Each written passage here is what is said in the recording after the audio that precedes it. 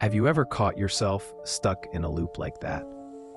Replaying a moment, rewriting it, analyzing every possible outcome, wondering what they meant, what you should have said, what might happen next.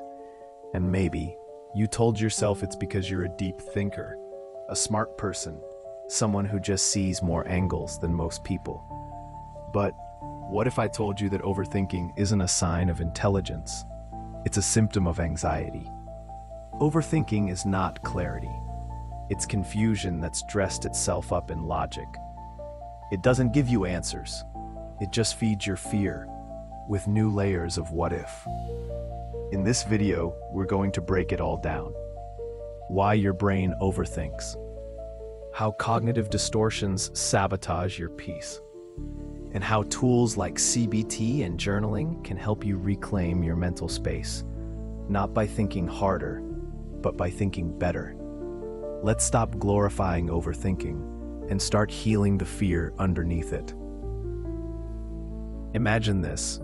You're sitting in your room after a long day. Phone beside you, mind buzzing. You just sent a text, a simple one, but now your thoughts spiral. What if they misunderstood? Did I sound too needy? Should I have waited longer before replying? Why haven't they texted back yet?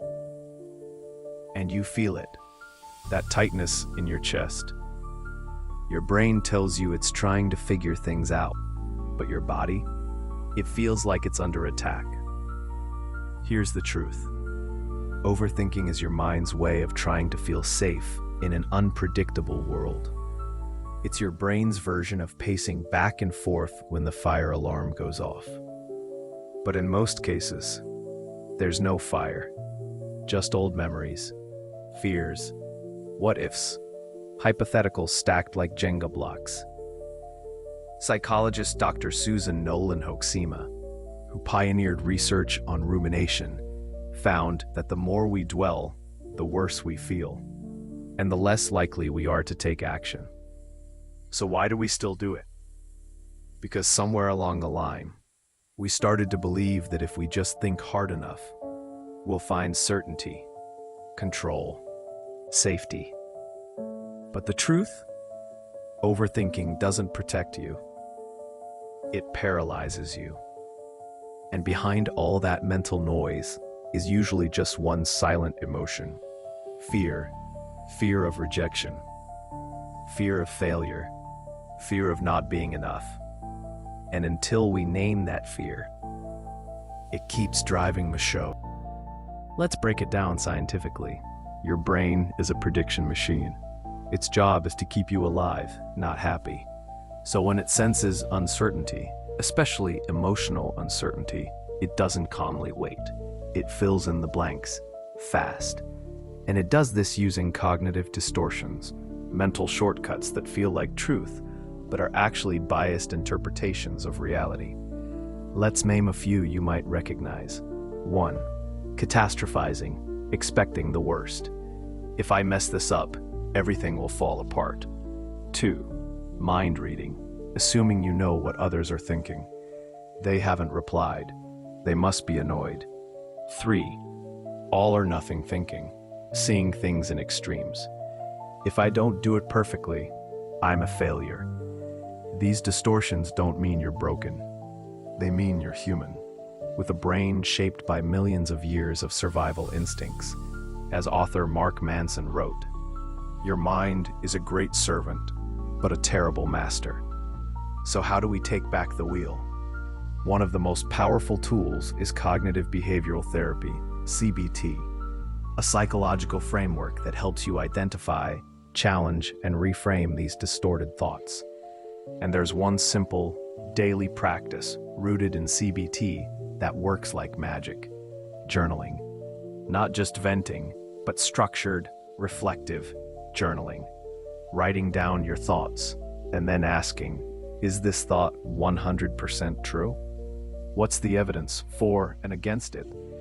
What would I say to a friend thinking this? Because when you write your fears down, they stop being giants in the dark. As Viktor Frankl once said, between stimulus and response, there is a space. In that space is our power to choose our response. Overthinking shrinks that space. Journaling and mindful awareness expand it. Let's get practical.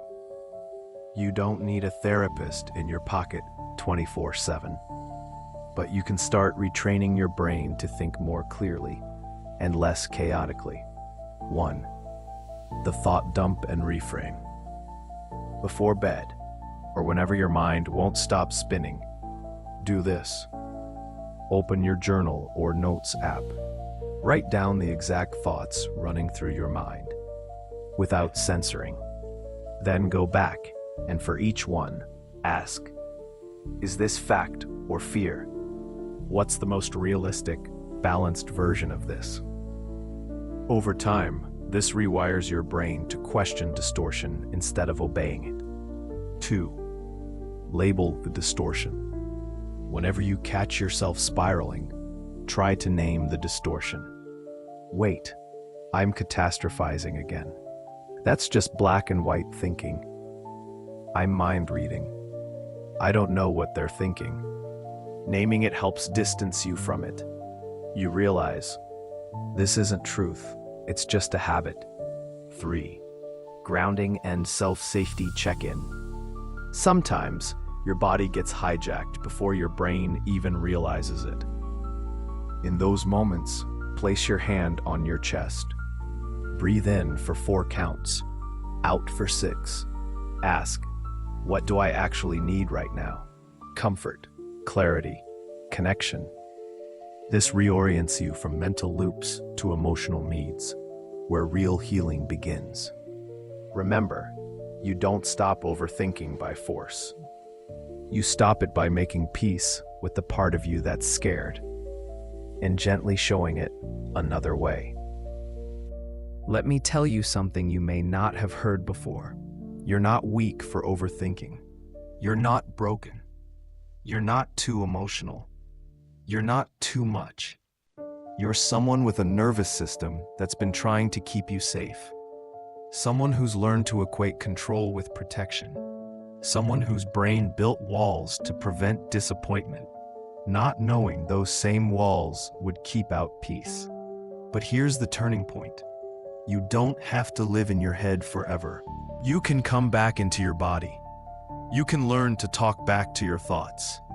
You can begin, slowly, gently, to trust yourself again. You don't have to think your way to safety. You can feel your way back to truth. And it starts with this small truth. Your brain isn't trying to solve problems. It's trying to protect you from pain. Learn to talk back. Because healing isn't the absence of fear. It's the ability to meet fear with compassion and choose differently anyway. You've lived long enough in the world. So here's your next small step. Tonight, before bed, write down one thought that's been haunting you. Challenge it, reframe it, even just once. You don't need to stop overthinking overnight. You just need to interrupt it, gently, consistently. And if this video spoke to you, share it with someone else who's stuck in their own spiral. You never know whose night you might lighten. Comment below, what's one what if you're ready to let go of today? And don't forget to subscribe. Next week's video will dive into why you don't need to fix everything to feel peace. You're not your thoughts. You're the one watching them. And you, right now, are enough.